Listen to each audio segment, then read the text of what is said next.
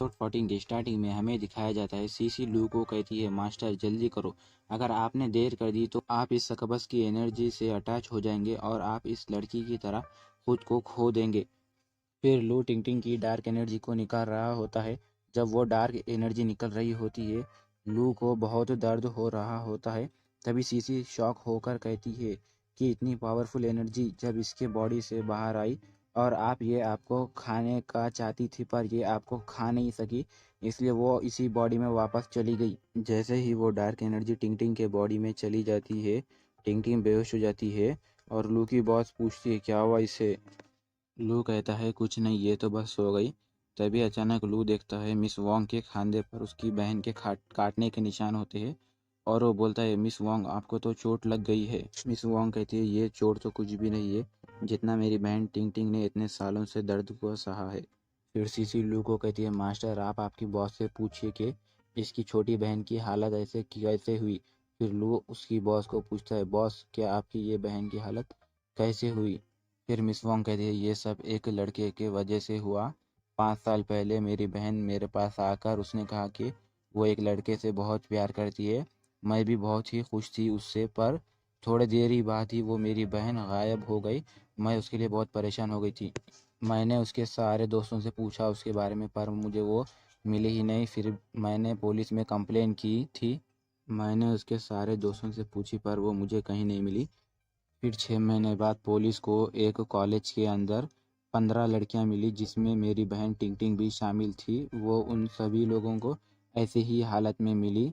फिर लू मिस वांग को कहता है क्या आपको वो लड़का मिला, क्या आपने उसका फ़ोटो देखा। मिस वांग कहती है नहीं मैंने उसे नहीं देखा, पर टिंग टिंग ने एक फ़ोटो शेयर की थी और मिस वांग अपने फ़ोन में लू को उसकी फ़ोटो बताती है। फिर लू फ़ोटो को देखकर कहता है अरे ये तो टिंग टिंग ही है।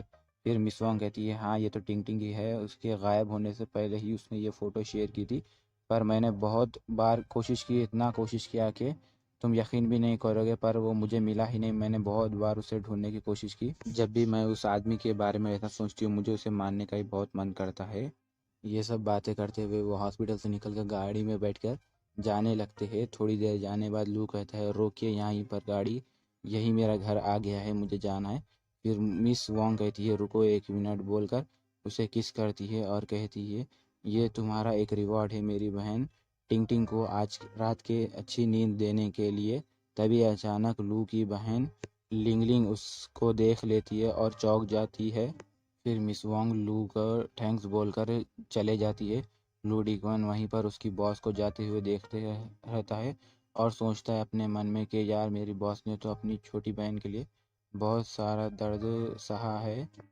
फिर सीसी बाहर आकर लू को कहती है बॉस ये डार्क एनर्जी तो बहुत ही खतरनाक है, इसको आप अपने काबू में नहीं कर सकते। अगर आपको इस डार्क स्पिरिचुअल एनर्जी को टिंग टिंग के आंख से निकालना है तो आपको ना अपनी कल्टीवेशन स्किल्स को बहुत ज़्यादा बढ़ाना पड़ेगा, तभी आप ऐसा कर पाओगे।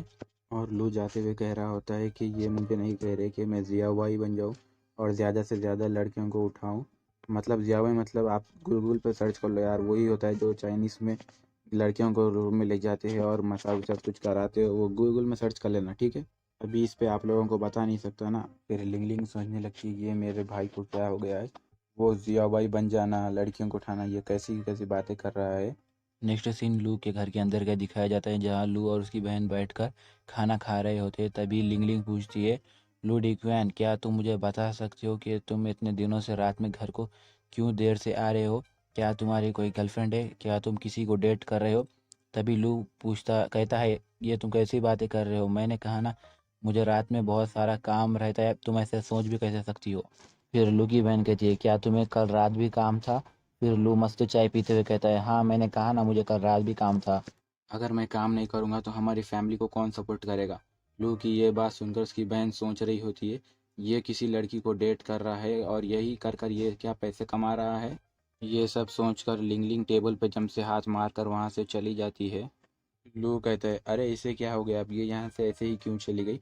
फिर हमें नेक्स्ट सीन दिखाया जाता है उसके बेड पर लिंगलिंग बैठकर होती है और कहती है मैं अपने भाई को ऐसे ही बिगड़ने नहीं दूंगी, मैं उसे रोकूंगी, उसे ऐसे ही किसी लड़की के चक्कर में पड़ने नहीं दूंगी। हमें नेक्स्ट सीन सुबह का दिखाया जाता है जहाँ लू रोड के साइड से जा रहा होता है। तभी अचानक उसके बाजू सियाकिर की कार रुकती है और सियाकिर पूछती है, लू डीक्वैन तुम कहीं पर जा रहे हो, क्या मैं तुम्हें लिफ्ट दे दूं? लू घबरा जाता है और कहता है, नहीं नहीं, अरे इसकी कोई ज़रूरत नहीं, मैं ना बस से चले जाऊंगा। फिर सियाकिर कहती है, तुम तैमीना क्लब के एक टॉप के स्ट्रेस रिलीवर हो और तुम ऐसे ही बस से जाओगे, अगर तुम्हारे क्लाइंट्स को पता चलेगा तो वो तुम्हारे बारे में क्या सोचेंगे, तुम्हारी कितनी बेइज्जती होगी। फिर लू सियाकिर को कहता है, क्या तुम्हें कैसे पता मैं तैमीना क्लब में स्ट्रेस रिलीवर का काम करता हूँ?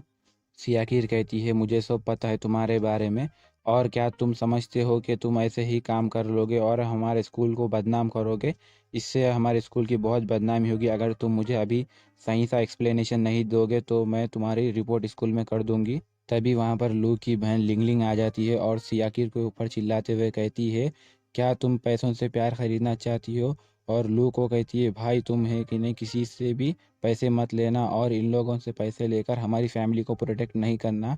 इसे नहीं पता कि प्यार पैसों से नहीं खरीदा जाता, और मेरा भाई तुमसे प्यार नहीं करता, तुम समझी? और लू को कहती है, लू हमारी फैमिली भले ही कितनी और क्यों गरीब ना हो जाए, तुम इसे अपने आप को मत बेचना। लू ज़रा परेशान हो जाता है और अपने मन में सोचने लगता है, अरे यार ये दोनों भी मेरे बारे में बहुत ही गलत सोच रहे हैं। इसी के साथ ये एपिसोड यहीं पर एंड हो जाता है।